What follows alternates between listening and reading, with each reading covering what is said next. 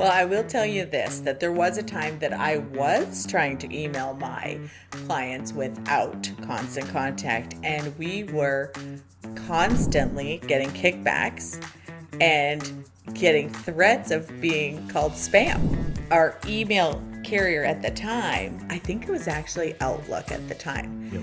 If you sent more than maybe 100 email addresses and somebody noted you as spam, they would say you've been identified as spam. And there was a threat several times that we would get locked out of our own email.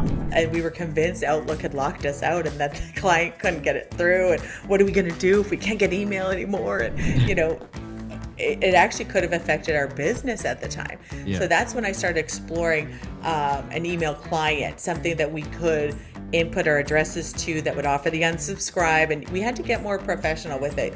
We realized all of a sudden you cannot just be emailing 100 people at a time and things like that. And it's now been so long that we have ever had a threat of being locked out of our email for spamming. That time, I think it was something that was a forced item on us. Now I'm proud to have enough addresses to pay a higher threshold because, Right. those are solid contacts of ours and we've dumped a lot of old addresses and everything like that. It's been very, stable, very consistent and keeping up with the times and offering new things.